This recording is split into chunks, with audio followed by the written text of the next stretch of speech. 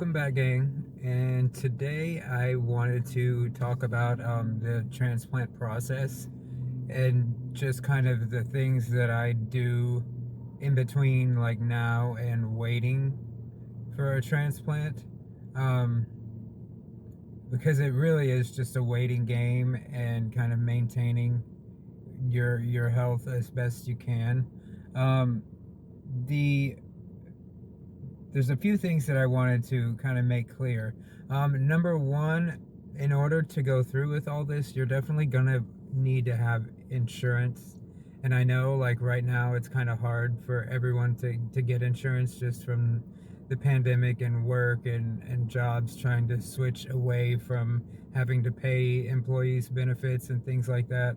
Um, I started on disability because basically whenever I first started seeing doctors, they wouldn't there was nothing that they could really do for me. They're like, you need to get on insurance, Medicare, something, and find a primary doctor who can refer you, because who you're going to need to talk to are specialists, and the only way to get in with the specialist is to be referred to them. So just starting out was pretty confusing. It was a little bit difficult, but I decided to go with disability because my job, I didn't have insurance through them anymore, and I couldn't really afford to work because my body was it was just unreliable, so I couldn't really work full time in order to gain insurance. So it was just this whole problem. Like one thing was leading to another, and it was just this back and forth. So what I did was I went the disability route, um, and they you had to fill out this long application. So I did it. I kept all of my medical records and everything going as far back as like the month that I spent a month in basically detox, and then the detox was about 3 days, was about how long that was meant to last. And then I ended up staying there for an extra month because it was also like a mental rehab clinic, and I stayed for that. I basically stayed as long as I could before they're like, okay, where are you gonna go now? Because like we can get you into a rehab in Dallas, which I tried that, and that place was a complete nightmare. But I stayed there because this was something that I really wanted to get under control. A lot of the people were about how can I get out of here the fastest? I don't really want to be here. So you'd have to be in the mindset in order to quit drinking that you're doing this for your own good. Like you can't be forced to quit. It has to be your own decision. And that's at the point that I was. So I was like, can I please just stay here as long as you will have me here? So I stayed there for a month, like over Christmas and over the New Year of whenever this was. But it was probably one of the most helpful things that I've ever done. It's one of the best decisions that I ever made. So all of that went on to this application. Everything that I had ever gone through since getting diagnosed I had copies of. So I just included all of this and filled out all the paperwork. And finally, I mean, it took a while, but I got everything situated, everything filled out, and I sent it in, and I got accepted. And I didn't find out until later that it's a small percentage of people who get accepted the first time. You can appeal it and you can apply again at some other point, but few people actually get accepted that first time. So luckily I didn't have to have that on my mind, and I just went about filling out the application and getting it done, and I had everything that I needed. So I was able to avoid all of that, and they put me on disability where they were going to give me so much money a month. so that I could not necessarily have to work, but I could bring in something. The unfortunate part about disability is that you eventually will qualify for Medicare, but you have to wait 2 years in order to qualify for that. So you have to be on disability for 2 years before you can start getting Medicare, which is basically like insurance, where Medicare will cover a transplant, and it'll cover, like, well, it covers like up to 80% of everything, but it'll cover for you to have other people tested and all of that. And so while waiting on that, I was like, well, there has to be something, like I need insurance like now, because while all this is going on, I'm racking up a couple $100,000 in medical bills. So I went to the marketplace from the Affordable Health Care Act, and um, because I'm Native American, I was able to find this amazing insurance where I paid basically nothing out of pocket, like no deductibles or premiums, and almost everything was totally covered. So this was the first time that being Native American actually got me a lot of assistance in something like that. So I got on that um, while still having Medicare or disability as a backup, because my income was coming from that. Um, but once I, like, right after I got approved for my own insurance from Blue Cross Blue Shield, which was paying for almost everything, my 2 years was finally up. So once you're on disability and you get Medicare, you have to take the Medicare. Otherwise, you have to pay back anything that you got in disability benefits over time. So I had to drop my own insurance that I had found in order to go back on Medicare. Um, and so now, instead of having to get most of my prescriptions and everything for little to no money, now I'm having to pay 80% of everything, which is, I mean, it is what it is. But I was able to get insurance, and that's the number one thing. You have to have insurance. You need a primary care doctor who can then refer you to a gastroenterologist, a GI, and a hepatologist, which is the actual liver doctor who's going to go about getting you put on the transplant list. So once I got these doctors all situated and saw everyone and got to where I was going to be, the hepatologist asked, well, we can put you on the list if that's what you want to do. Your MELD score, which is the score, again, that determines where you fit on the list, is really as low as it is right now. You could be on this list potentially for years while waiting for a cadaver liver. Or you can go about being on a living transplant donor list and find your own donor. And then once you find your donor, then that is for you. So we can just have this person and schedule, and then we'll do the transplant then, and you don't have to wait on anything. So that's what I did. I kind of reached out to whoever I knew to get people knowing about this list and to get people on it. And I've been lucky enough to have several people. They won't really tell me every specific because of privacy laws and HIPAA, but they let me know basically that there are people in line, and they test one person at a time. The first person fell through right at the end because something in their body was going to, they were afraid would attack mine. So that turned out to be, we're not going to go further with this person. So that person was basically dropped, and they moved on to the second person. And the last that I heard, that's where they are right now. I'm trying to get through to them right now. They keep me. I have my own coordinator, like my donor coordinator, and then the living donors have their own. So they try to limit the contact that I have with the living donor. So I'm not able just to call her like I am my own. And they don't really like to share too much information. One, to get my hopes up, and then someone falls through, or vice versa. Um, but so I am on that list, and so far as I know, everything is going okay. Like, I'm just waiting. It's all a waiting game at this point.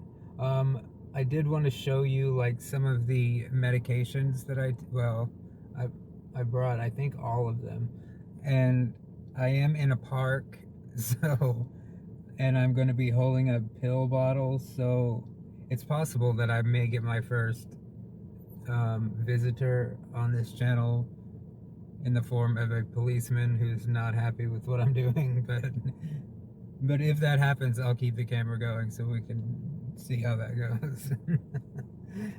But anyway, so these are like, if I could rank my pills, these are my favorite too, because, and I blocked out the names of these because should it come to the point where you may need these, um, you'll likely end up with some of these same things. But I also don't want anyone to happen to see these and think, oh, well, I need to take those. So I tried to keep them hidden from what they are. But these two are my diuretics. They're what helps to pee the fluid out of my stomach. I take one of these a day and 3 of these a day, and you pretty much take these in the morning, just like all at the same time. I'll take 1 of these and 3 of these, because within like the first couple of hours you'll be going, I mean, it'll hit you and immediately you've got to go to the bathroom, which is why it's my favorite, because you know that it's working and it feels amazing to suddenly have to go so bad, and to get the chance to just go and have the greatest pee ever. Let's see, after that, usually I will take these two. I kind of have like a routine order that I take them. This one is one that reduces the amount of acid like in my esophagus, just to, because my esophagus is where that's where the GI comes in. That's their job, to keep an eye on what's going on in your esophagus and like the bleeding that happens in there and things like that. This is to keep the acid levels down in there. Sort of something like you would take for like an ulcer, similar. I used to have another one that was stronger than this that eventually they said that I could stop taking. So that's always a good sign when they tell you you can stop taking something. But this one I had to take twice a day, so once in the morning and once in the early evening. This one is one that kind of slows down your blood pressure, even though I don't myself have high blood pressure. This keeps I had mentioned before about how like the varicose portal veins can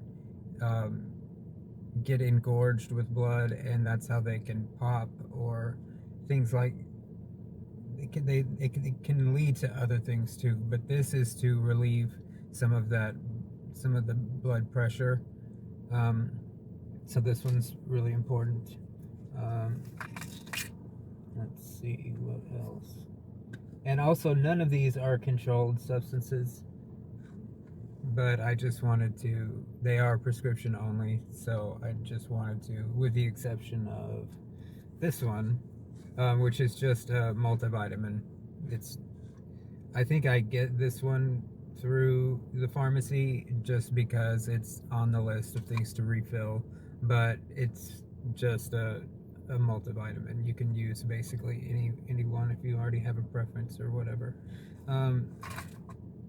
This one is an iron pill, like a prescription grade iron pill, um, which I've actually been cleared to stop taking, but I've had low, like super low iron for so long that it kind of makes me nervous to not take this.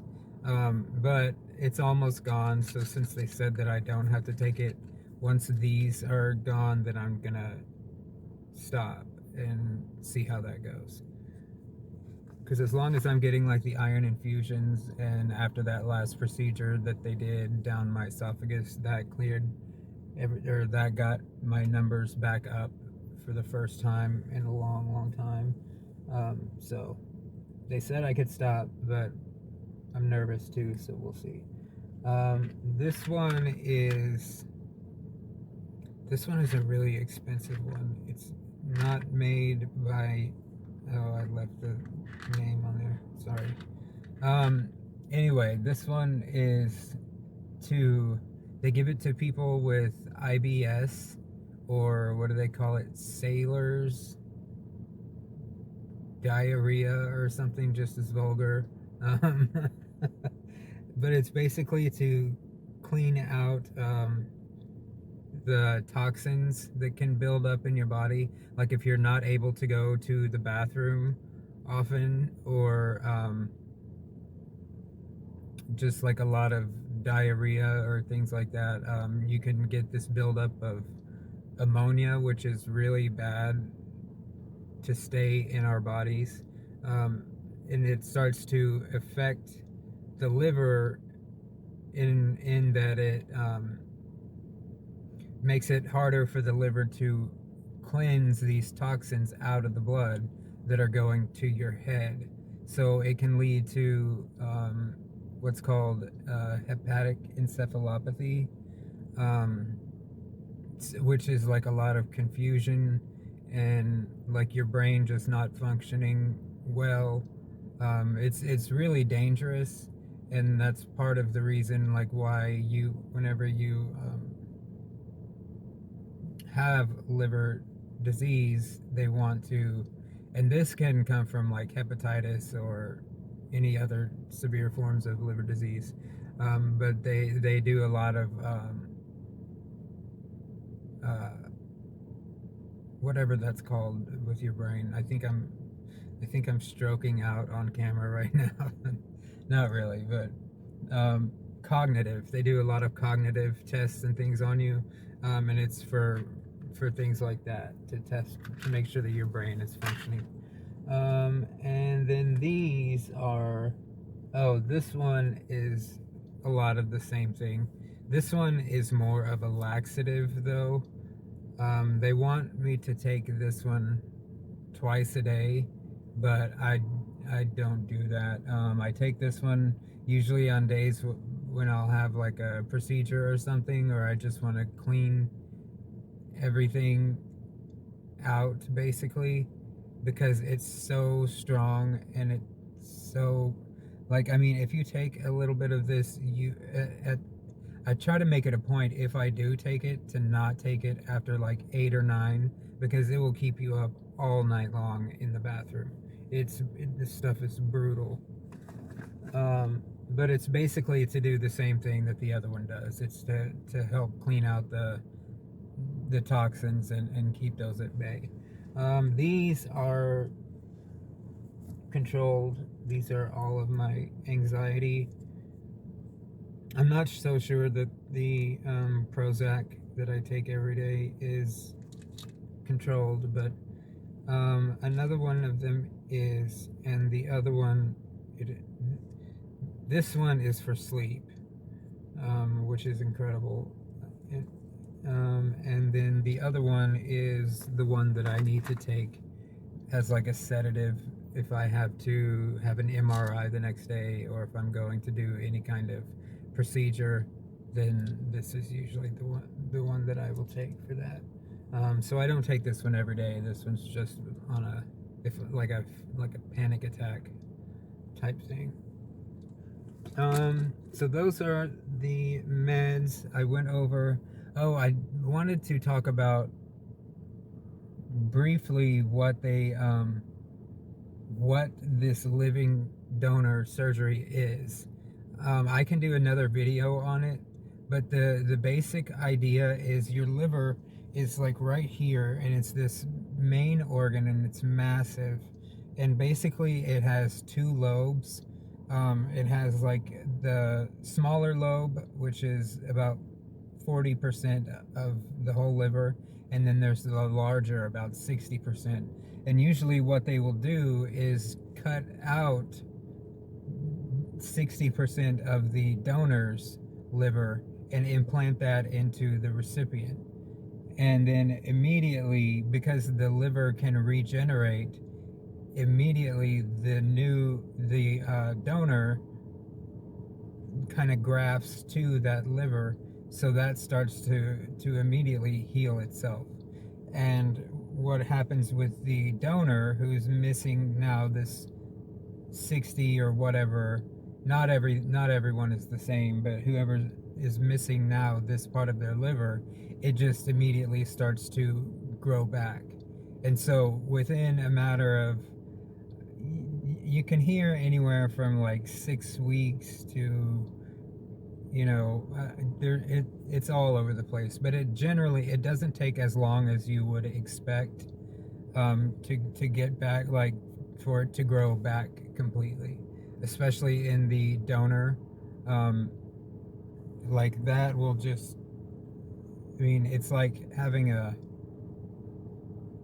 starfish leg cut off. It's a terrible comparison, but something like that just immediately grows back. That's what your liver does. So with the recipient of that new liver, like all of the scarred liver is gone. So the part that doesn't function anymore is now taken over by this brand new liver. So within a matter of 48 hours, the effects for the donor are immediate. Like you can see it in the face, you can, like, the ascites will stop.